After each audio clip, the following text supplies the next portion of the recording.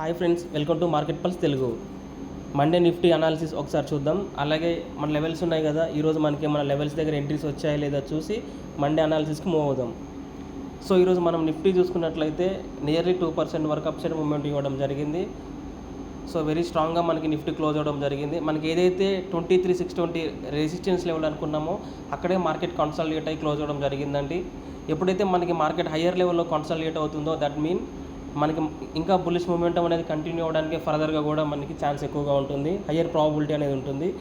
So అలాగే మనకి ఈరోజు టెక్నికల్గా కూడా మార్కెట్ అనేది చాలా రీబౌన్స్ అయింది. సో మనకి 20-day మూవింగ్ యావరేజ్ పైన నిఫ్టీ క్లోజ్ అవ్వడం అనేది టెక్నికల్గా కూడా మనకి ఈరోజు చాలా స్ట్రాంగ్గా క్లోజ్ అయిందండి. బిఫోర్ వరకు మనకి చాలా బేరిష్గా ఉంది. 20-day కానీ 50-day కానీ 100-day 200-day ఈ ఆల్ మూవింగ్ యావరేజ్కి మనకి బిలోనే మార్కెట్ అనేది మనకి ఇన్ని రోజులు మనకి ఉంది. సో మనకి ఈరోజు ఏంటంటే 20-day మూవింగ్ యావరేజ్ పైన మనకి నిఫ్టీ క్లోజ్ అవ్వడం అనేది మనకి చాలా బుల్లిష్ మూమెంటం అనేది ఉంది. సో మనకి ఈరోజు మార్కెట్ చూసుకున్నట్లయితే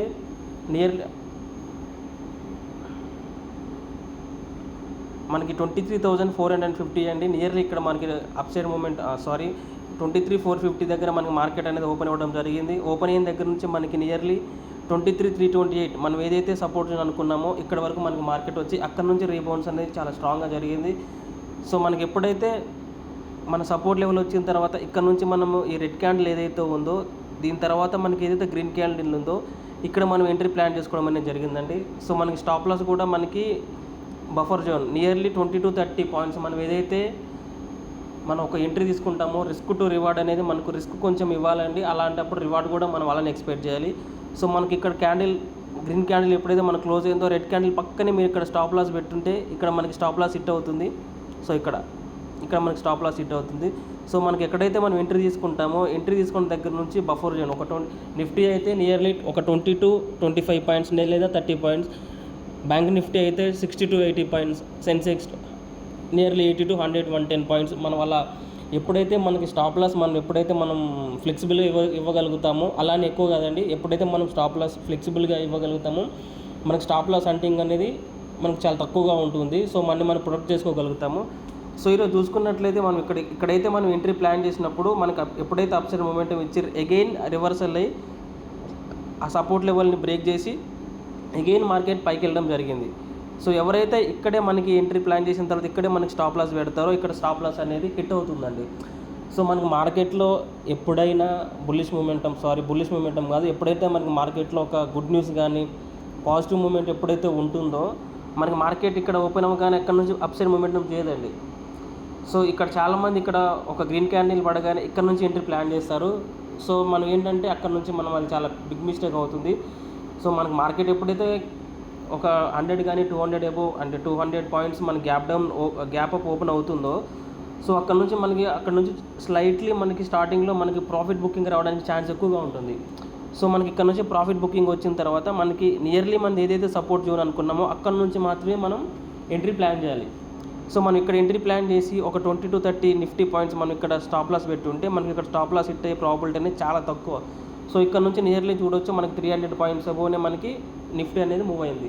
సో ఈరోజు ఏంటంటే 1:4 1:5 రేషియో మనకి ఈరోజు వర్కౌట్ అయింది. సో ఎప్పుడైతే మనం తక్కువ జోన్లో మనం పెడతామో స్టాప్ లాస్ మనకి ఇక్కడ స్టాప్ లాస్ అనేది హిట్ అవుతుంది. ఎప్పుడైతే మనకి స్టాప్ లాస్ హిట్ అయిన తర్వాత మార్కెట్ ఒకేసారి మూమెంటం అనేది ఎక్కువగా ఇచ్చిందండి. సో మనం రెగ్యులర్గా రీటైలర్స్ కానీ మనం ఏం చేస్తామంటే 1 lot or 2 lot 10 lots వరకు మనం బై చేయడం జరుగుతుంది. సో పెద్ద ప్లేయర్స్ కానీ బిగ్ ప్లేయర్స్ కానీ హెచ్ఎన్ఐస్ కానీ లేదా మనకి ఎఫ్పిఎస్ వీళ్ళందరూ కానీ మనం ఏం చేస్తారంటే ఎప్పుడైనా మార్కెట్లో మంచి న్యూస్ అనేది సర్క్యులేట్ అవుతున్నప్పుడు ఒకేసారి వాళ్ళు వచ్చేసి పైన నుంచి బై చేయడం జరగదండి. సో మార్కెట్ ఎప్పుడైతే ఎక్స్పైరీ డేస్లో కానీ అలాగే ఏదైనా మార్కెట్లో ఏదైనా మంచి న్యూస్ ఉన్నప్పుడు మార్కెట్ అనేది అప్లోకి తీసుకెళ్ళి అక్కడ నుంచి మనకు ఒకేసారి కిందికి రావడం జరుగుతుంది. అంటే కిందికి వచ్చిన తర్వాత మన స్టాప్ లాస్ అన్నీ హిట్ అయిన తర్వాత స్టాప్ లాస్ హంటింగ్ జరిగిన తర్వాత లిక్విడిటీ స్వీపింగ్ అంటారు దీన్ని. లిక్విడిటీ స్వీపింగ్ ఇక్కడ లిక్విడిటీ అనేది వాళ్ళకి దొరుకుతుంది. లిక్విడిటీ అనేది వాళ్ళకి ఎక్కువ ఇక్కడ దొరుకుతుంది కాబట్టి ఇక్కడ లిక్విడిటీ స్వీప్ చేసి ఇక్కడ నుంచి మార్కెట్ అనేది పైకి తీసుకెళ్ళడం జరిగింది. సో మార్కెట్ ఇంత మూమెంట్ రావడం అంటే సో ఓన్లీ వాళ్ళకి అక్కడ లిక్విడిటీ అనేది వాళ్ళకి అవైలబుల్ ఉంది కాబట్టి మాత్రమే మనకి అంత అప్సైడ్ మూమెంట్ జరిగింది.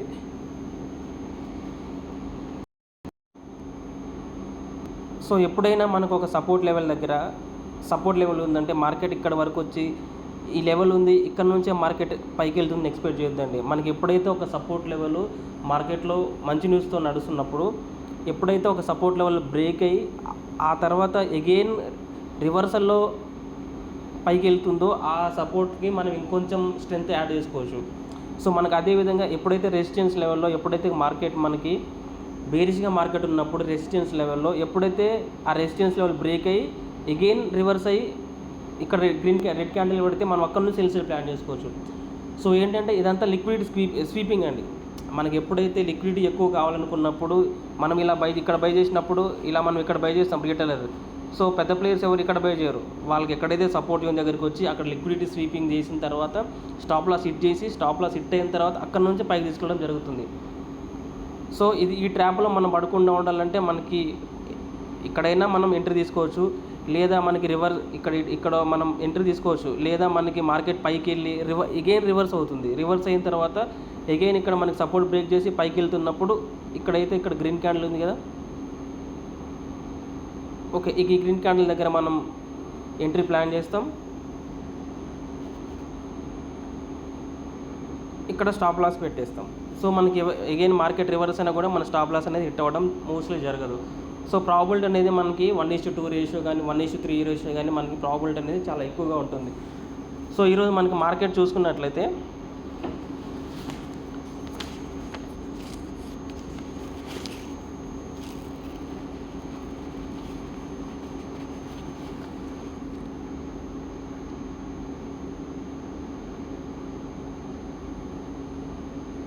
రిలయన్స్ అండి. మనకి మార్కెట్ ఈరోజు చూసుకున్నట్లయితే రిలయన్స్ ప్యారలర్గా మనకి ఎప్పుడైతే మార్కెట్ ఇక్కడ ఓపెన్ అవుతుందో రిలయన్స్ డ్రాస్టిక్గా మనకి 1.4% పెరిగిన రిలయన్స్. సో అక్కడ నుంచి రిలయన్స్ కంటిన్యూగా ఫాలో అవ్వడం జరిగింది. అలాగే మన నిఫ్టీ కూడా కంటిన్యూగా ఫాలో అవ్వడం జరిగింది. మనకి ఎప్పుడైతే మనం ఒక ఎంట్రీ తీసుకుంటామో నిఫ్టీలో కానీ బ్యాంక్ నిఫ్టీలో కానీ మనం ఒక ఎంట్రీ ప్లాన్ చేస్తున్నప్పుడు ఒక పర్టికులర్గా ఒక గ్రీన్ క్యాండిల్ పడింది, రెడ్ క్యాండిల్ పడింది, దాన్ని తీసుకొని ప్లాన్ చేసుకోవద్దండి. అసలు మనకి నిఫ్టీ 50లో ఎన్ని స్టాక్స్ మనకి ట్రేడ్ అవుతున్నాయి, ట్రేడ్ అవుతున్న హై మనకి ఎక్కువ పర్సంటేజ్ మనకి రిలయన్స్ కానీ హెచ్డిఎఫ్సి కానీ ఐటీ సెక్టర్, ఈ మూడింటిని చార్ట్స్ మనం పక్కన పెట్టుకొని అసలు ఐటీ ఎలా మూవ్ అవుతుంది, రిలయన్స్ ఎలా మూవ్ అవుతుంది, హెచ్డిఎఫ్సి ఎలా మూవ్ అవుతుంది. సో బ్యాంక్ నిఫ్టీని చూస్తే ఇంకా బెటర్. మనకి బ్యాంక్ నిఫ్టీ కానీ ఐటీ కానీ రిలయన్స్ ఇవి ఎలా ట్రేడ్ అవుతున్నాయి, అప్ సైడ్ మూమెంటం ఇస్తున్నాయా, డౌన్ సైడ్ మూమెంట్ ఇస్తున్నారు. ఒక్కొక్కసారి నిఫ్టీ పైకి వెళ్తుంది, బట్ రిలయన్స్ ఏంటంటే డ్రాస్టిక్గా పడుతుంది. సో నిఫ్టీ నీకు అది సస్టైన్ అవ్వలేదు. నీకు నిఫ్టీ ఒక 100 పాయింట్స్ లేదా 30 to 40 పాయింట్స్ నీకు మూవ్ అయినా కూడా నీకు ఎప్పుడైతే రిలయన్స్ నీకు 1%, 2% నీకు ఎప్పుడైతే డ్రాస్టిక్గా కిందికి పడిపోతూ ఉంటుందో నీకు ఆటోమేటిక్గా నిఫ్టీ కూడా కిందికి రావడం జరుగుతుంది. అలాగే బ్యాంక్ నిఫ్టీ, ఐటీ సెక్టర్ కూడా. సో ఐటీ సెక్టర్ కొంచెం పక్కన పెడితే బ్యాంక్ నిఫ్టీ, రిలయన్స్ అనేది పర్టికులర్గా మనం అబ్జర్వ్ చేయాలన్నమాట. ఎప్పుడైతే బ్యాంక్ నిఫ్టీ లేదా హెచ్డిఎఫ్సి, రిలయన్స్ ఇవి మనకు కొంచెం మూమెంటం ఇచ్చి నిఫ్టీలో కూడా మనకి మూమెంట్ ఉందంటే ఆ మూమెంటం అనేది ఆ ఫ్లోలో ఎక్కువ వెళ్ళిపోవడానికి మనకి ప్రాబిలిటీ అనేది చాలా ఎక్కువగా ఉంటుంది. సో ఈరోజు మీరు చూసుకున్నట్లయితే ప్యారలర్గా ఎప్పుడైతే నిఫ్టీ నీకు ఇలా కిందికి వస్తుందో అలాగే ఎట్ ద సేమ్ టైం ఒకసారి చార్ట్ ఓపెన్ చేసి చూడండి, రిలయన్స్ కూడా సేమ్ టు సేమ్ ఇక్కడ వరకు రిలయన్స్ కూడా డ్రాస్టిక్గా పడిపోయి ఉంటుంది. ఎప్పుడైతే మార్కెట్లో న్యూస్ సర్క్యులేట్ అయిందో ఇరాన్ ఎంఓఈకి యాక్సెప్ట్ చేసింది, యూఎస్తో వార్కి డీల్ అని చెప్పేసి మనకి న్యూస్ రాగానే అక్కడ నుంచి మనకి రిలయన్స్ పెరగడం జరిగింది. At the same time market కూడా నిఫ్టీ కూడా ఒక 300 పాయింట్స్ వరకు మనకి 300 to 400 పాయింట్స్ వరకు మూమెంటం ఇచ్చింది. సో మనం ఎప్పుడైనా ఎంట్రీ తీసుకుంటున్నప్పుడు ఓన్లీ ఎంట్రీ తీసుకుంటున్నప్పుడు మాత్రమే ఈ చార్ట్ చూడాలండి. మనకు ఒక రెడ్ క్యాండిల్ పడింది, సపోర్ట్ దగ్గరికి వచ్చింది, రెడ్ క్యాండిల్ తర్వాత రివర్స్ అయింది, మార్కెట్ గ్రీన్ క్యాండిల్తో క్లోజ్ అయింది. సో ఇక్కడ ఎంట్రీ తీసుకున్నాం, ఇక్కడ స్టాప్ లాస్ పెట్టాం, బఫర్ జోన్ ఇక్కడ ఒక 20 పాయింట్స్ మనం ఎంత రిస్క్ తీసుకుంటాం అంత ఇక్కడ స్టాప్ లాస్ పెట్టాము. జస్ట్ మనకి ఎంట్రీ అయిపోయిన తర్వాత అక్కడ నుంచి మనం మార్కెట్ని ఇది చూడవద్దు, ఈ చార్ట్ చూడవద్దు. మనం బ్యాక్ వచ్చిన తర్వాత రిలయన్స్ ఎలా ట్రేడ్ అవుతుంది, నెక్స్ట్ మనకి రిలయన్స్ ఎలా ట్రేడ్ అవుతుంది, గ్లోబల్ మార్కెట్స్ ఎలా ట్రేడ్ అవుతున్నాయి, ఏమైనా నెగిటివ్ న్యూస్ వస్తుందా, లేదు మనకు వచ్చేసి మనకి క్రూడ్ ఆయిల్ ఎలా మూవ్ అవుతుంది.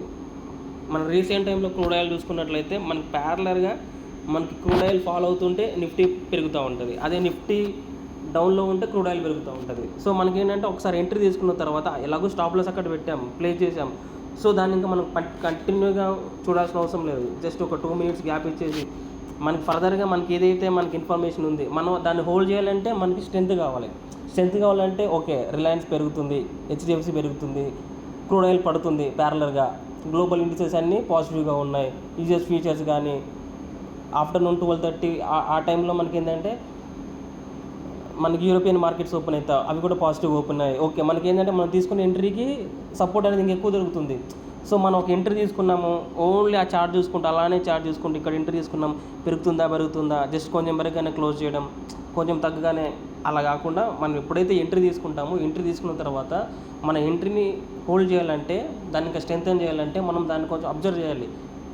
ఓన్లీ నిఫ్టీని కాకుండా బ్యాంక్ నిఫ్టీ ఎలా మూవ్ అవుతుంది, ఐటీ ఎలా మూవ్ అవుతుంది, రిలయన్స్ ఎలా మూవ్ అవుతుంది, గ్లోబల్ ఇండిసెస్ ఎలా ఉన్నాయి, ఇవన్నీ మనం ప్యారలర్గా అవన్నీ మనం ఎప్పుడైతే అబ్జర్వ్ చేస్తూ ఉంటామో మనం తీసుకునే ఎంట్రీకి అనేది మనకు కొంచెం స్ట్రెంత్ అనేది పెరుగుతుంది. సో మనం ఎక్కువసేపు హోల్డ్ చేయడానికి కూడా మనకు ఉంటుంది. ఈరోజు మనకి ఇక్కడ ఎంట్రీ తీసుకున్నాము, ఇక్కడ వరకు ఎంతమంది మూవ్ అని ఇది క్యాప్చర్ చేసి ఉంటారు, మోస్ట్లీ సగం మంది ఒక 2-3 క్యాండిల్స్ పడగానే ఎగ్జిట్ అయిపోయి ఉంటారు. సో మన రిస్క్ ఏమో ఎక్కువ ఇస్తాం, ఇక్కడ 30 పాయింట్స్ వరకు ఇచ్చాం, కానీ రివార్డ్ ఏమో 30 to 50 పాయింట్స్, 1:1. ఈరోజు క్లోజ్ అయిపోయింది. నెక్స్ట్ డే మనకి ఎంట్రీ తీసుకున్న తర్వాత 30 to 50, 100 పాయింట్స్ వెళ్ళిపోతాయి.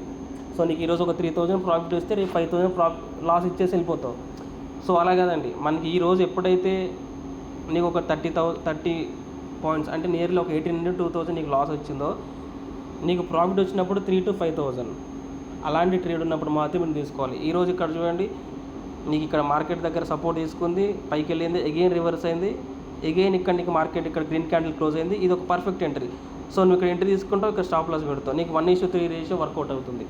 సో నీకు ఇది ఎలా అర్థమవుతుంది, మనకి ఇది ఎలా అర్థమవుతుంది, 1:2 రేషియో మనకి ఎలా అర్థమవుతుంది అంటే, మనకి ఇంతవరకు మార్కెట్ ఉంది, ఇప్పుడు 23,600 వరకు మార్కెట్ వెళ్ళింది, అక్కడ వరకు వెళ్తుందని మనకి ఎలా అర్థమవుతుంది? ఏం లేదండి, సింపుల్గా NSEindia.comలోకి వెళ్ళండి, NSE ఆప్షన్ చైన్,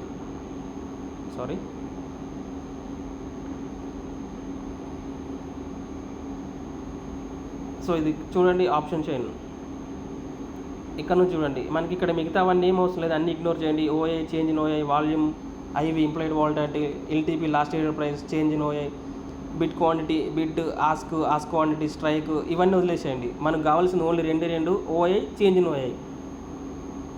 ఓకేనా, 3:30 క్లోజ్ అయింది. ఇక్కడ చూడండి, మనకి ఎక్కువ స్ట్రైక్ ప్రైస్ ఎక్కువ ఎక్కడ ఉంది, ఓఐ 1,64,000. సో మనకి 24,000 దగ్గర మనకి 1,64,000 కాంట్రాక్ట్స్ ఇక్కడ ఓపెన్ ఉన్నాయి. సో మనకి ఏంటంటే ఈరోజు కానీ రేపు కానీ మనకి ఎక్స్పైరీ డే వరకు మనకి రెసిస్టెన్స్ లెవెల్ ఏంటి, 24,000 వరకు కాంట్రాక్ట్స్, అంటే 1,64,000 కాంట్రాక్ట్స్ మనకి అక్కడ బిల్డ్ అయ్యి ఉన్నాయి. సో దట్ మీన్స్ మనకి రెసిస్టెన్స్ అంటే అక్కడ అంతకంటే మార్కెట్ పెరగదు అని 1,64,000 మెంబర్స్ అనుకుంటున్నారు. సో మనకి ఏంటి, నియర్ టర్మ్, ఈరోజు ఇంట్రాడే కాదు, నియర్ టర్మ్ మన రెసిస్టెన్స్ వచ్చేసి 24,000. సో అలాగే మనకు వచ్చేసి ఇంట్రాడే ఈరోజు ఇక్కడ చూడండి 68,000, అంటే 30,000 మైనస్ ఉంది. అంటే ఇక్కడ మనకి ఏదైతే చేంజ్ ఇన్ ఓఐ, ఇక్కడ మనం చూడాల్సింది ఓఐ కాదండి, చేంజ్ ఇన్ ఓఐ. మనకి ఇంట్రాడేలో ఎప్పుడైనా చేంజ్ ఇన్ ఓఐ అనేది చాలా ఇంపార్టెంట్. సో మనకి చేంజ్ ఇన్ ఓఐ అనేది ఎప్పటికప్పుడు చేంజ్ అవుతూ ఉంటుంది. సో మనకి ఈరోజు మార్కెట్లో బిగ్ అప్డేట్ వచ్చింది, సో చేంజ్ ఇన్ ఓఐ అనేది అప్డేట్ అవుతుంది. సో మనకి ఇక్కడ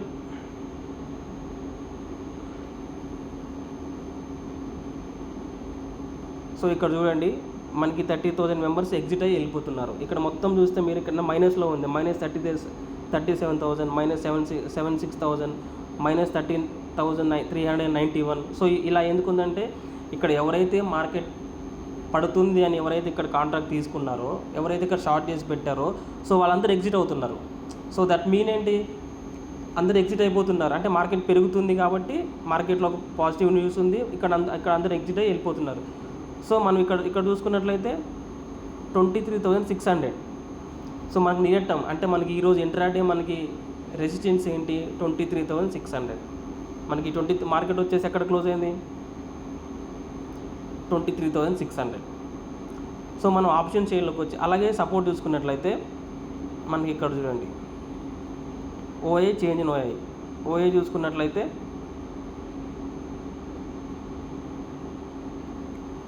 ఎక్కువ కాంట్రాక్ట్స్ ఎక్కడ ఉన్నాయి, 1,39,000, 1,50,000, 1,43,000. సో మనకి 1,50,000 అంటే నియర్లీ 23,400 23,500 మనకి ఈరోజు సపోర్ట్ తీసుకున్నట్లంటే సపోర్ట్ వచ్చేసి 23,400 to 20,500 అంటే అంతకంటే మార్కెట్ పడదు అని 1,50,000 మెంబర్స్ అనుకుంటున్నారు. సో మనకి ఏంటంటే మనం ఒక ఎంట్రీ తీసుకున్నాము, ఎంట్రీ తీసుకున్న తర్వాత మనం ఒక ఎంట్రీ తీసుకున్న తర్వాత దాన్ని మనం హోల్డ్ చేయాలి. మనం దాన్ని హోల్డ్ చేయాలంటే మనకు ఒక కాన్ఫిడెన్స్ రావాలంటే మనం NSEindia.comలోకి వెళ్ళి ఆప్షన్ చైన్లోకి వెళ్ళి అక్కడ మనం వెరిఫై చేసుకోవాలి అసలు చేంజ్ ఇన్ ఓఏ ఎంతలో ఉంది, అసలు డేటా ఏం చెప్తుంది డేటా మనకి, అసలు అక్కడ ఎన్ని కాంట్రాక్ట్స్ ఉన్నాయి, ఎంతమంది అన్వైండ్ చేస్తున్నారు, ఎంతమంది ఫ్రెష్గా కాంట్రాక్ట్స్ బిల్డ్ చేస్తున్నారు. సో మనకు అక్కడ అన్వైండ్ చేస్తున్నారు. మనకి షార్ట్ అంటే మార్కెట్ పడుతుంది అనుకున్న వాళ్ళందరూ 23,500 400 600 దగ్గర మార్కెట్ అందరూ ఎగ్జిట్ అయిపోతున్నారంటే దట్ మీన్ మార్కెట్ పెరుగుతుంది వాళ్ళు అనుకుంటున్నారు కాబట్టి అక్కడ నుంచి వాళ్ళు అన్వైండ్ చేసి వెళ్ళిపోతున్నారు. అన్వైండ్ మీన్స్ ఉన్న షార్ట్స్ని మార్కెట్ పడుతుంది అనుకున్న షార్ట్ని అన్వైండ్ చేసి వెళ్ళిపోతున్నారు కాబట్టి మార్కెట్ అక్కడ నుంచి పెరుగుతుంది అనుకుంటున్నారు. నియర్ టర్మ్ మనకి సపోర్ట్ రెసిస్టెన్స్ ఎక్కడ ఉంది 24,000, ఇంట్రాడే ఎక్కడ ఉంది 23,600. సో అది మనకి సపోర్ట్ ఎక్కడ ఉంది 23,500 23,400. సో అంతకంటే ఆ రోజు ఇంట్రాడేలో మార్కెట్ పడదు అని మనం చేంజ్ ఇన్ ఓఏ చూస్తే మనకు అర్థమవుతుంది. సో మనం ఒక ఎంట్రీ తీసుకున్నప్పుడు మల్టిపుల్గా ఒక ఎంట్రీ తీసుకున్నాము, అక్కడ నుంచి మార్కెట్ పైకి వెళ్తుంది, ఒక 2 క్యాండిల్ పడగానే ఒక 2,000 లేదా ఒక 15 పాయింట్స్ 20 పాయింట్స్ పోగానే ఎగ్జిట్ అయిపోవడము, అది లాస్ వస్తున్నప్పుడు 30 పాయింట్స్ 50 పాయింట్స్ 2,000 5,000 అంటే మన క్యాపిటల్ మొత్తం లాస్ అవ్వడం. అలా కాకుండా మనం ఒక ఎంట్రీ ప్లాన్ చేసినప్పుడు పర్ఫెక్ట్ ఎంట్రీ ప్లాన్ చేయాలి. సో మనకి సపోర్ట్ లెవెల్ వచ్చినప్పుడు మాత్రమే మనకి లెవెల్ ఏదైతే బ్రేక్ అయ్యి అప్ సైడ్ క్యాండిల్ క్లోజ్ అవుతుంది అక్కడ మాత్రమే మనం ఎంట్రీ తీసుకోవాలి. ఎంట్రీ తీసుకున్న తర్వాత ప్యారలర్గా దానికి సపోర్ట్ చేసే థింగ్స్ ఏమున్నాయి, మనకి ఏ డేటా మనం అది హోల్డ్ చేయడానికి మనం ఎలా హోల్డ్ చేస్తున్నాం, ఆప్షన్ చైన్ ఏం చెప్తుంది, మనకి ఎక్కడ రెసిస్టెన్స్ ఉంది, ఎక్కడ సపోర్ట్ ఉంది. ఇక్కడ 23,600 మనకు అక్కడ resistance level change in option చైన్లో మనకు చూపిస్తుంది కదా, ఇక్కడ వచ్చి మీరు చూడండి అదే 23,620 ఇక్కడ ఏదైతే ఉందో మనకి ఇక్కడ వచ్చేసి రెసిస్టెన్స్ లెవెల్. అంటే మనకి ప్యారలర్గా కూడా మార్కెట్ ఇక్కడ నుంచి రిజెక్ట్ అయింది. సో మనకి అక్కడ ఆప్షన్ చైన్లో 23,600 మనకి రెసిస్టెన్స్ లెవెల్ చూపిస్తుంది, అంటే అంతకంటే పెరగదు అనుకుంటున్నారు. ఇక్కడికి వచ్చి మనకి ఇక్కడ మార్కెట్ కూడా మన అక్కడ రెసిస్టెన్స్ లెవెల్ కూడా మనకి ఇక్కడ ఉంది. సో మనకి ఎప్పుడైతే ఆప్షన్ చైన్లో ఉన్న మన డేటా మన సపోర్ట్ లెవెల్స్ ఉన్నాయి కదా, సపోర్ట్ అండ్ రెసిస్టెన్స్ లెవెల్స్ ఉన్నాయి కదా, ఆ డేటా మనకి ఈ డేటా ఎప్పుడైతే మనకి మ్యాచ్ అవుతుంటాయో సో మనకి అక్కడ నుంచి ఆ లెవెల్కి అనేది మనకి దానికి ప్రాబిలిటీ అనేది ఆ లెవెల్కి ఇంక్రీజ్ చేస్తాం అనమాట. సో ఇక్కడ మనకి 23,500 23,600 ఇంతకంటే మార్కెట్ పడదు అని ఆప్షన్ చైన్లో అనుకుంటున్నారు. సో మనకి ఇక్కడ వచ్చేసి రెసిస్టెన్స్ 23,600 మార్కెట్ ఇక్కడే క్లోజ్ అయింది. సో నియర్ టర్మ్ మనకి రెసిస్టెన్స్ ఎక్కడ ఉంది ఆప్షన్ చైన్లో 24,000 మనకి నియర్ టర్మ్ రెసిస్టెన్స్ ఎక్కడ ఉంది 24,089. సో మనం వీళ్ళ ఆప్షన్ చైన్లో చూసుకోవాల్సి వస్తుంది. ఓకే, అర్థమైంది అనుకుంటున్నా. లేదంటే ఒకసారి మీకు ఆప్షన్ చైన్ గురించి క్లియర్గా కావాలంటే చెప్పండి, ఒక హాఫ్ అన్ అవర్ అయినా ఎంత టైం అయినా దాని గురించి క్లియర్గా పిన్ టు పిన్ అర్థమయ్యేలాగా టోటల్గా ఎక్స్ప్లెయిన్ చేస్తాండి. సో మనం మండే మార్కెట్కి ఒకసారి అనాలిసిస్కి మూవ్ అయిపోదాము. సో మండే ఒకరోజు మనం చూసుకున్నట్లయితే ఈరోజు మార్కెట్ అనేది వెరీ స్ట్రాంగ్గా క్లోజ్ అయిందండి. ఇందాక మాట్లాడుకున్నాం కదా 23,620 దగ్గర Monday market gap up open అయితే 23,840 అండి. ఒకసారి ఈ లెవెల్స్ అన్ని డ్రా చేసుకోండి. 23,840. సో మనకి 23,840 వరకు వెళ్ళి అక్కడ నుంచి రివర్స్ అవ్వడానికి ఛాన్స్ ఉంది. ఆ రివర్స్లో మనం సెల్ సైడ్ ప్లాన్ చేసుకోవచ్చు. మనం సెల్ సైడ్ ప్లాన్ చేసుకోవచ్చు అంటే ఆ లెవెల్కి వెళ్ళగానే సెల్ సైడ్ ప్లాన్ చేసుకోవచ్చు అండి. దయచేసి ఈ లెవెల్కి వెళ్ళిన తర్వాత మార్కెట్ అక్కడ నుంచి ఆ లెవెల్కి వెళ్ళిన తర్వాత మార్కెట్ అక్కడ నుంచి రిజెక్ట్ అవుతుందా, కన్సాలిడేట్ అయ్యి మనకి రివర్స్లో బ్రేక్అవుట్ అయిందా, లేదా అక్కడ నుంచి నాకుడ్గా కాదు ఇక్కడ నుంచి మార్కెట్ రివర్స్ అయిపోయి అగైన్ మనకి పైకి వెళ్ళిందా, మనం అక్కడ చెక్ చేసుకున్న తర్వాత అక్కడ మార్కెట్ మనకి ఏం చెప్తుంది సైకాలజీ అర్థం చేసుకున్న తర్వాత మాత్రమే అక్కడ ఎంట్రీ ప్లాన్ చేసుకోవాలి. అంతేగాని ఇది రెసిస్టెన్స్ లెవెల్ 23,840 ఇక్కడ రెడ్ క్యాండిల్ పడింది సెల్ చేద్దాం, నాకుడ్గా బై చేసేద్దాం, పుట్ బై చేసేద్దాం, అలా ఉండొద్దండి. సో 23,840 లెవెల్ ఇది ఇంపార్టెంట్ లెవెల్. ఈ లెవెల్ కూడా మనకు ఆ రోజు ఈ లెవెల్ కనుక కన్సాలిడేట్ అయ్యి బ్రేక్అవుట్ జరిగినా లేదా రివర్స్ అయ్యి బ్రేక్అవుట్ జరిగినా ఈ లెవెల్లో బైసెల్ ప్లాన్ చేసుకోవచ్చు. 24,089 అండి నెక్స్ట్ మనకి రెసిస్టెన్స్ లెవెల్. ఈ 24,089 అనేది వెరీ ఇంపార్టెంట్ లెవెల్. మ్యాక్సిమం ఈ లెవెల్కి వెళ్ళిన తర్వాత 100 to 200 పాయింట్స్ మనకి సెల్లింగ్ రావడానికి మ్యాక్సిమం ఛాన్స్ అనేది ఎక్కువగా ఉంది. సో ఈ లెవెల్లో మాత్రం చాలా కాజ్ చేసి అంటే ఈ లెవెల్కి వచ్చిన తర్వాత కొంచెం వెయిట్ చేయడం బెటర్. ఆ లెవెల్ మనకి ఎప్పుడైతే ఒక 1 డే క్యాండిల్ ఈ లెవెల్ పైన క్లోజ్ అవుతుందో అప్పుడు మాత్రమే మనం బై సెల్ ప్లాన్ చేసుకోవచ్చు. అప్పటి వరకు మనం ఈ లెవెల్లో కొంచెం వెయిట్ చేయడం బెటర్. సో అలాగే మనకి మార్కెట్ గ్యాప్ డౌన్ ఓపెన్ అయితే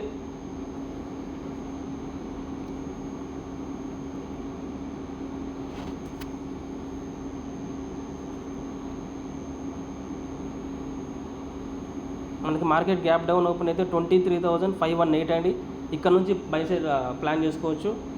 ఈ 23,518 తర్వాత మనకి 23,328 ఈ లెవెల్ నుంచి కూడా మనం బై సెల్ ప్లాన్ చేసుకోవచ్చు. సో మ్యాక్సిమం రేపు మండే రోజు 23,518 ఆర్ 23,620 ఆ అబోనే మార్కెట్ ఉంటుందని ఎక్స్పెక్ట్ చేస్తున్నాను. సో అక్కడ నుంచి మనం బై సెల్ ప్లాన్ చేసుకోవచ్చు. ఇంకేమన్నా మార్కెట్ మండే రోజు మనకి ఏమన్నా మార్కెట్ అప్స్ అండ్ ట్రంప్ దగ్గర నుంచి ఎప్పుడే న్యూస్ వస్తుందో తెలియదు, ఇరాన్ దగ్గర నుంచి ఎప్పుడే న్యూస్ వస్తుందో, షాకింగ్ కామెంట్స్ తెలియదు. కాబట్టి మండే రోజు మార్నింగ్ లేదా సండే రోజు ఈవినింగ్ ఏమైనా మార్కెట్ అప్డేట్స్ ఉంటే అవన్నీ చూసుకొని మళ్ళీ ఏమన్నా లెవెల్స్ అనేది మళ్ళీ ప్రొవైడ్ చేశానండి. సో వీడియో లెంత్ కొంచెం ఎక్కువ ఉండొచ్చు, ఫస్ట్ టైం కాబట్టి కొంచెం మీకు కొంచెం క్లియర్గా అర్థం అవుతుంది అని ఎక్స్పెక్ట్ చేసి కొంచెం లెంత్ ఎక్కువ పెట్టానండి. మ్యాక్సిమం తర్వాత నుంచి 1 or 2 minutes లేదా 3 minutesలో క్లోజ్ చేయడానికి ట్రై చేస్తా. మనకి ఈరోజు ఇంకొకటి కూడా అండి, మనకి ఇండియా సిపిఐ ఇన్ఫ్లేషన్ కూడా రిలీజ్ అయింది. అది పెద్ద ఇంపార్టెంట్ ఏం కాదు. బట్ ఏంటంటే మనం సిపిఐ ఇన్ఫ్లేషన్ 4.1 అలా ఎక్స్పెక్ట్ చేసి అనుకున్నాము, మన మార్కెట్ ఎక్స్పెక్ట్ చేసింది.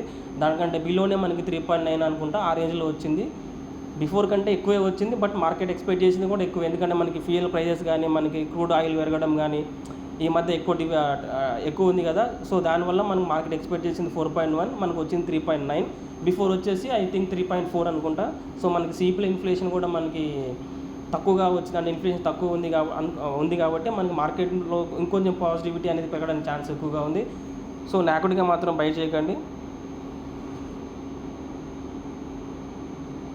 మన లెవెల్స్ని బేస్ చేసుకొని మాత్రమే ట్రేడ్ చేయడానికి ప్లాన్ చేయండి. ఇంకేమైనా డౌట్స్ ఉంటే కామెంట్ చేయండి.